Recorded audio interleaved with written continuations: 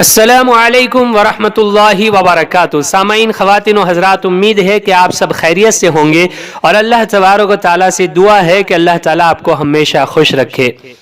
میں آج آپ کو ایک چھوٹا سا شارٹ استخارہ بتانے والا ہوں، اور وہ بھی حدیث سے ثابت ہے، جس کی وجہ سے آپ کو پتہ چل جائے گا کہ کوئی کام اگر آپ کو کرنا ہے تو اس میں آپ کے لیے خیر ہے یا نہیں ہے، آپ نقصان سے بچ سکتے ہیں، اور خیر اور بھلائی والا کام اس استخارے کے ذریعے آسانی کے ساتھ کر سکتے ہیں۔ کوئی سا بھی کام ہے، آپ مکان خریدنا چاہتے ہیں، پلاٹ بیچنا چاہتے ہیں یا خریدنا چاہتے ہیں، اپنا یا اپنے بیٹے بیٹیوں کا رشتہ کہیں کرنا چاہتے ہیں، آپ دکان کھولنا چاہتے ہیں، کوئی کاروبار کرنا چاہتے ہیں، آپ کنفیوز ہو جاتے ہیں کہ میں یہ کام کروں یا نہ کروں، تو اگر آپ یہ چھوٹا سا استخارہ کر لیں گے تو انشاءاللہ اس کے ذریعے آپ کو کامیابی ملے گی اور آپ نقصان سے بھی بچ سکیں گے۔ اور یہ بھی حدیث سے ثابت ہے۔ ایک حدیث کی کتاب ہے جس کا نام ہے ترمذی شریف، اس میں یہ حدیث لکھی ہوئی ہے، حدیث کا نمبر ہے 3516۔ حدیث سے ثابت یہ چھوٹا سا آسان سا استخارہ ہے۔ سب سے پہلے تو میں آپ کو وہ حدیث سنا دوں جس میں یہ استخارے کی دعا لکھی ہوئی ہے۔ عن عائشہ رضی اللہ تعالی عنہ عن ابی بکر صدیق رضی اللہ تعالی عنہ ان النبی صلی اللہ علیہ وسلم کان اذا اراد قال اللہم خر لی واختر لی او کما قال علیہ الصلاۃ والسلام، رواہ الترمذی۔ یہ ترمذی شریف کی حدیث ہے۔ اس کے بارے میں آگے آپ کو بتانے والا ہوں، آپ کو استخارہ کیسے کرنا ہے اور کس بات کا دھیان رکھنا ہے۔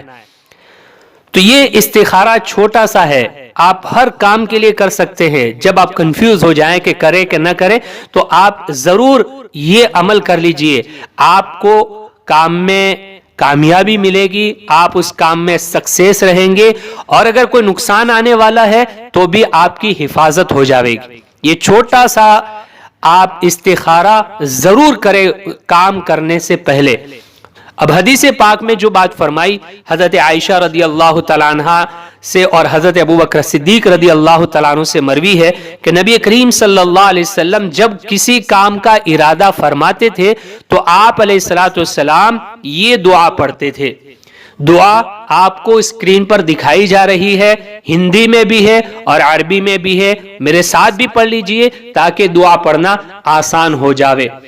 اللہم خر لی واختر لی، یہ چھوٹی سی دعا ہے۔ اب اس کا طریقہ کار کیا ہے میں آپ کو بتائے دیتا ہوں۔ آپ سب سے پہلے ایسی جگہ بیٹھ جائیے جہاں یکسوئی ہو، آپ کو کوئی ڈسٹرب نہ کرے، کوئی پریشان نہ کرے۔ اگر آپ کے پاس اپنا موبائل ہے 10 منٹ کے لیے اس کو سوئچ آف کر دے تاکہ آپ یہ کام یکسوئی کے ساتھ کرے اور یقین کے ساتھ کرے، پوری دل جمعی کے ساتھ اس عمل کو کرے، انشاءاللہ ضرور فائدہ ہوگا۔ تو آپ سب سے پہلے بیٹھ جائیے یکسوئی میں، اور جو کام آپ کو کرنا ہے اس کام کا تصور، خیال اپنے دماغ میں لائیے۔